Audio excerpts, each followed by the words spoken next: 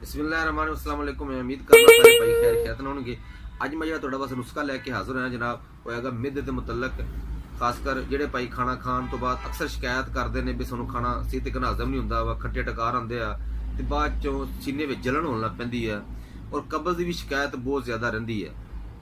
ये उन्हां भाइयों वास्ते ते ये हर घर की जरूरत है जनाब, क्योंकि अज इस दौर के विच हर दूसरे तीसरे चौथे बंदे नूं जनाब मिहदे के मसले बहुत ज़्यादा ने और एंटीबायोटिक दवाइयां खा खा के मिहदे बहुत ज़्यादा ही खराब होए पे ने। ते जनाब इनू घर दे विच बना के रखो, इंशाअल्लाह ताला ये तुहानूं फायदे ही फायदे ने। जिन्ने भी फायदे दे बयान किए जनाब उन्ने ही थोड़े ने।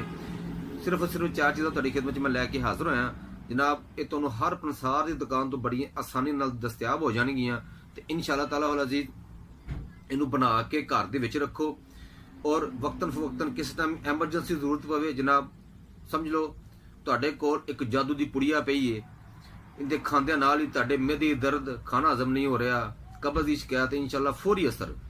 वो चार चीज़ां की तरफ जाने तो पहले मेरे चैनल लाइक कर दो और सबसक्राइब कर दो, बैल आइकॉन पर क्लिक कर दो ताकि मैं तुहाडे वास्ते प्यारे प्यारे नुस्खे लैके हाजिर होवां और सस्ते जे जिहड़े तुहानूं आसानी नाल हर जगह दस्तयाब हो जान जनाब। सारे नाल पहले तुसीं लैनी है जनाब रेवन खताई 2 तोले लैनी है जनाब। फिर तुसीं लैनी जनाब 2 तोले सुंड, ठीक है जी, 2 तोले सुंड लैनी है और 2 तोले तुसीं लैना नुशादर, 2 तोले नुशादर लैना वा और 2 तोले तुसीं लैना जनाब मिठा सोडा। ए देखो जनाब मिठा सोडा 2 तोले लैना और इन्हां चार चीज़ों को तुसीं चंगी तरह पाउडर कर लेना वा। पाउडर करने तो बाद जनाब कच की शीशी च, प्लास्टिक की शीशी च पा के जनाब घर रखो। खाना खाने तो बाद अद्धी चमची पानी नाल इस्तेमाल करो और इनके कमालात वेखिया जी इंशाअल्लाह ताला। मैं उम्मीद करना अज की वीडियो तुहानूं बहुत ज़्यादा पसंद आई होगी जनाब। मिलते हैं नैक्सट वीडियो के। मेरा और तुहाडा अल्लाह हामी नासर होवे। अस्सलाम वालेकुम व रहमतुल्लाहि व बरकातुहू।